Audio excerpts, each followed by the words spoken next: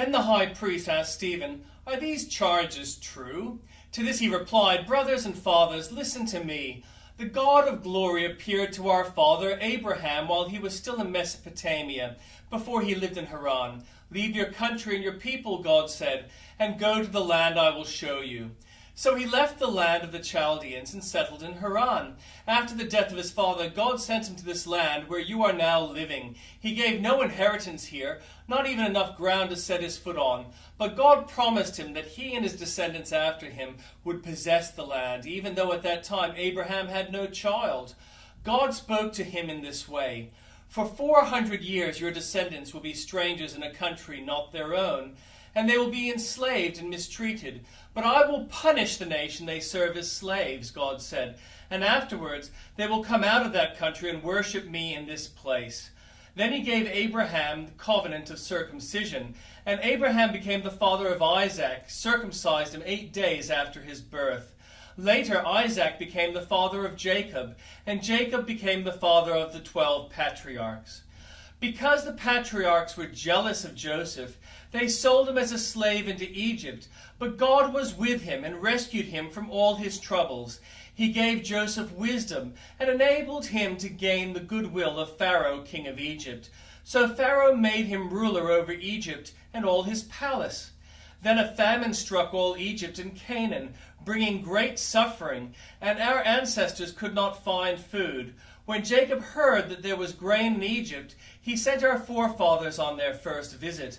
On their second visit, Joseph told his brothers who he was, and Pharaoh learned that about Joseph's family. After this, Joseph sent for his father Jacob and his whole family, 75 in all. Then Jacob went down to Egypt, where he and our ancestors died. Their bodies were brought back to Shechem and placed in the tomb that Abraham had brought from the sons of Hamor at Shechem for a certain sum of money. As the time drew near for God to fulfill his promise to Abraham, the number of our people in Egypt had greatly increased.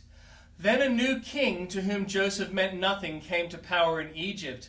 He dealt treacherously with our people and oppressed our ancestors by forcing them to throw out their newborn babies so that they would die.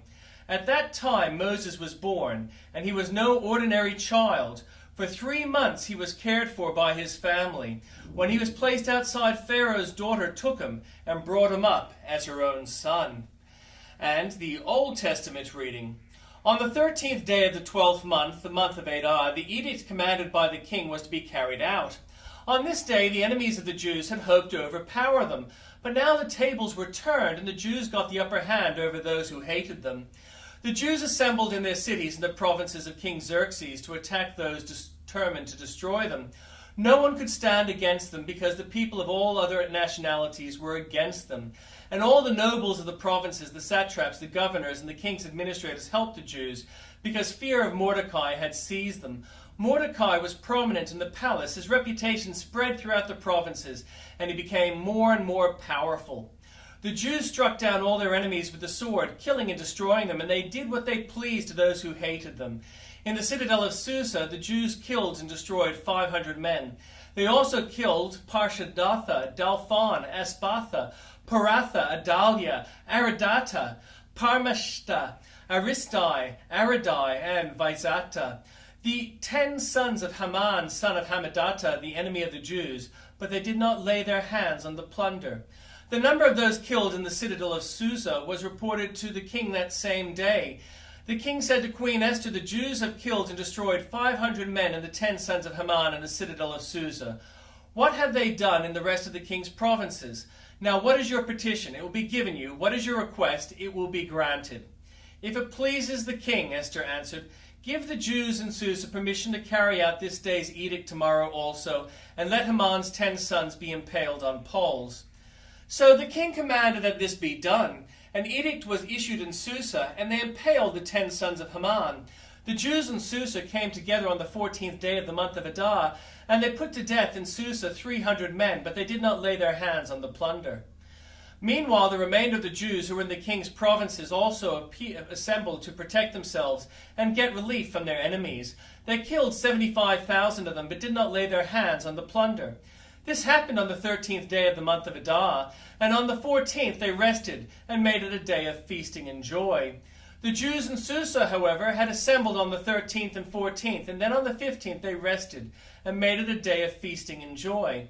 That is why rural Jews, those living in villages, observe the 14th of the month of Adar as a day of joy and feasting, a day for giving presents to each other. Mordecai recorded these events, and he sent letters to all the Jews throughout the provinces of King Xerxes near and far, to have them celebrate annually the 14th and 15th days of the month of Adar, as the time when the Jews got relief from their enemies, and as the month when their sorrow was turned into joy and their mourning into a day of celebration. He wrote them to observe the days as days of feasting and joy and giving presents to food to one another and gifts to the poor. So the Jews agreed to continue the celebration they had begun, doing what Mordecai had written to them. For Haman, son of Hammedatha, the Agagite, the enemy of all the Jews, had plotted against the Jews to destroy them, and had cast the pur, that is the lot, for their ruin and destruction.